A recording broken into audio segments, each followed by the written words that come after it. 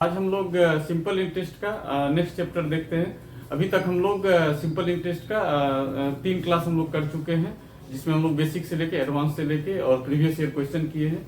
और उससे पहले जो है हम लोग अभी 3 चैप्टर खत्म किए हैं, जिसमें टाइम एंड वर्क है, रेशियो एंड प्रोपोर्शन है और ट्रिग्नोमेट्री है। तो आप लोग उसको जाके पहले तीनों चैप्टर को आप लोग देख लीजिए।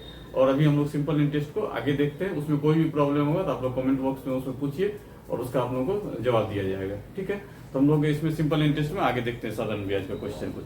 ठीक है, इसमें बोल रहा है एक लड़के को 10 साल की उम्र में पिता से 50,000 रुपया मिलता है। किसी लड़के को पिताजी जब उसका 10 साल उम्र था तो उसको 50,000 रुपया पिताजी से मिलता है। ठीक है, तो और उसने उस धन को एक सेठ के पास जमा कर दिया। उसको जो 50,000 रुपया पिताजी से मिला वो उसको खर्चा नहीं किया, क्या किया, अपना सेठ के पास जमा कर दिया, जिससे कुछ पैसा आते रहे। सेठ जो है उसे 1200 रुपया प्रति वर्ष देता है और 300 रुपया इसके प्रबंधन में खर्च करता है। लड़का को कितना देता है? लड़का को 1200 रुपया प्रति महीना देता है, 1200 रुपया प्रति वर्ष देता है। ठीक है, उसके हाथ में देता है और 300 रुपया उसके प्रबंधन में खर्च होता है। 300 रुपया प्रति वर्ष उसके प्रबंधन में खर्च होता है। मतलब टोटल सेठ इसको कितना दे रहा है?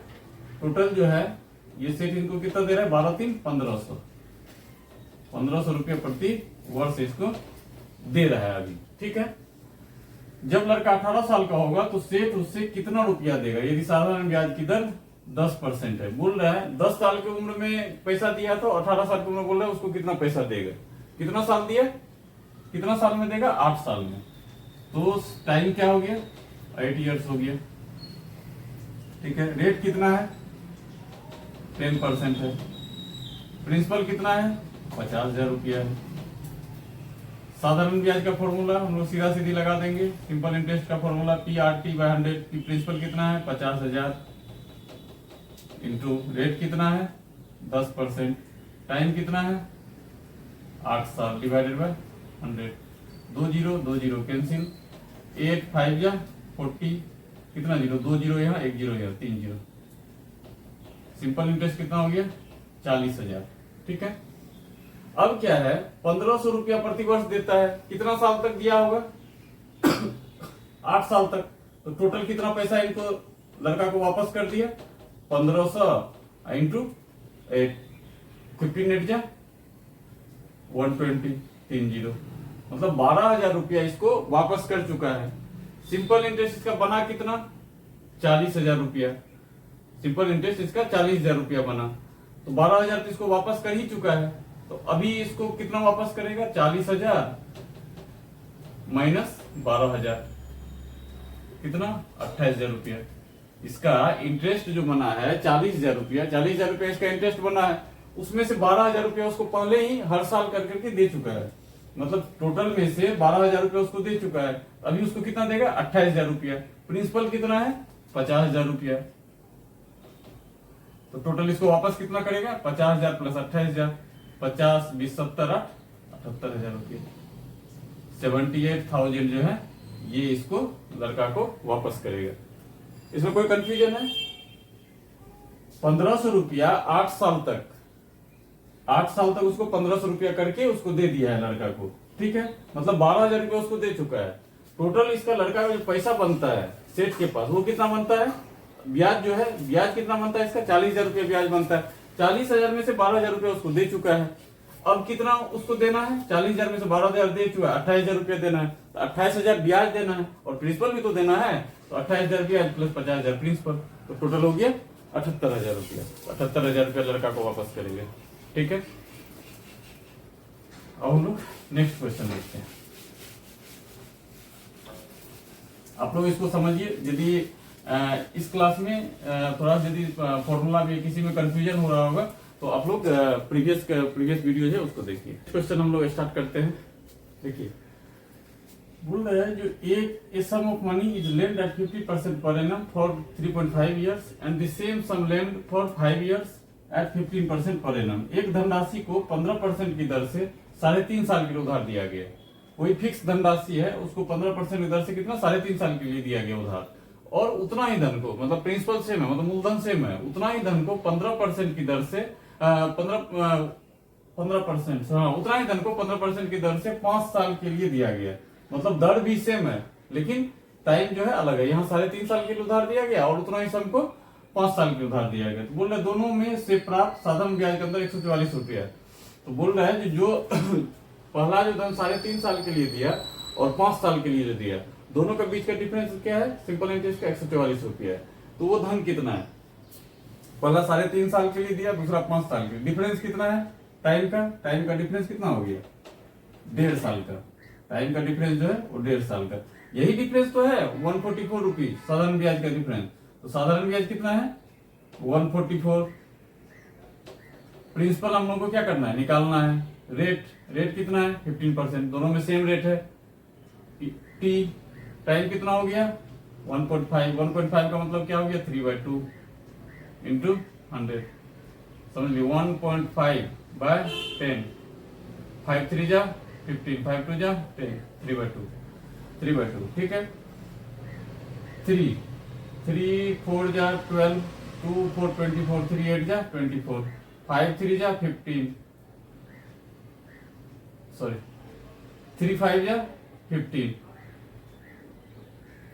3 16 जा 48, 5 20 जा 100, 16 2 जा 32, 32 2 जा 64, 10।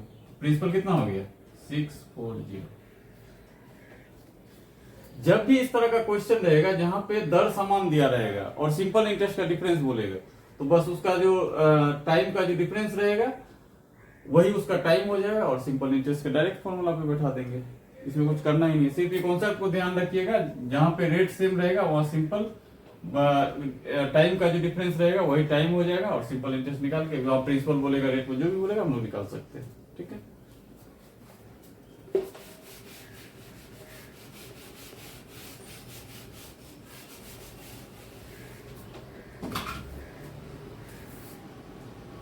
अब हम लोग नेक्स्ट क्वेश्चन देखते हैं। उसमें था टाइम का डिफरेंस, इसमें है रेट का डिफरेंस। क्या है?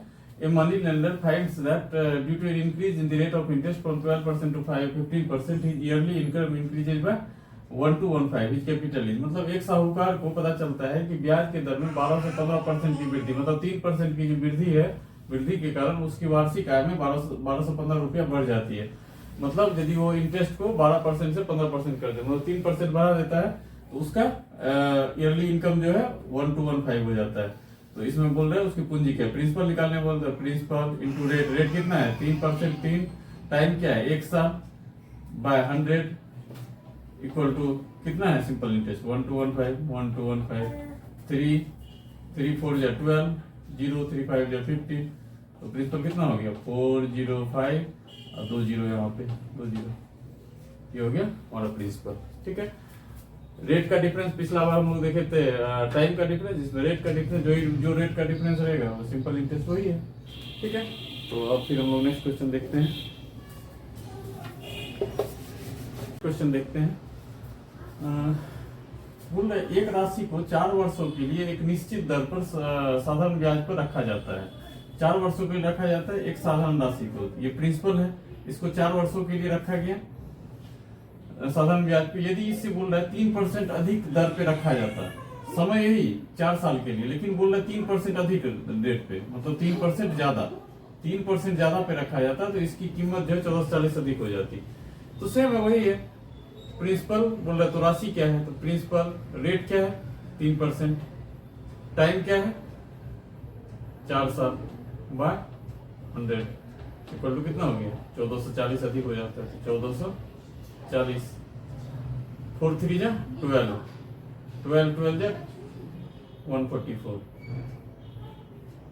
इस पर कितना आ गया? 1 2 0, ये 2 0, 12,000।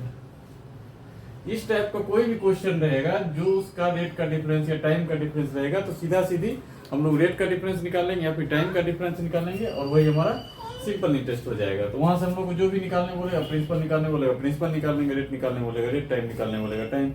जो भी कोई भी 2 चीज दिया रहेगा, 3 चीज दिया रहेगा, चौथा चीज निकालने बोलेगा। तो इस तरह करके हम लोग निकाल सकते हैं। तो हम लोग नेक्स्ट क्लास में कंपाउंड इंटरेस्ट स्टार्ट करते हैं। और जैसे आज सिंपल इंटरेस्ट का खत्म हो गया है, तो हम लोग का खत्म हो गया, आपको टाइम एंड वर्क खत्म हो गया, ट्रिग्नोमेट्री खत्म हो गया और रेशियो प्रोपोर्शन खत्म हो गया। और ये खत्म हो गया, सिंपल इंटरेस्ट खत्म हो गया। अब हम लोगों को एक टारगेट लेके चलना है, जो आज हो गया 15 नवंबर हो गया। हम लोग एक टारगेट लेके चल रहा है, ये मैथ का कोर्स जो है हम लोगों को 30 जैन तक हम लोगों को इसको खत्म कर लेना है। 30 जैन तक हम लोग मैथ का कोर्स खत्म, क्योंकि बिहार एसएससी का +2 लेवल का ये एडमिट कार्ड आने वाला है, सुन रहे हैं, जो जनवरी लास्ट में या फरवरी में आएगा। फरवरी में एग्जाम भी होने वाला है। यदि एग्जाम होने वाला है तब तक यदि हम इसको खत्म कर लेंगे तो फिर हम लोग इसको रिवीजन मोड पे जाएंगे। तो इसको आप लोग एक तरफ से पढ़िए, और कोई भी डाउट है तो कमेंट बॉक्स में लिखिए और शेयर कीजिए थोड़ा सा, जो कि ज्यादा से ज्यादा लोगों को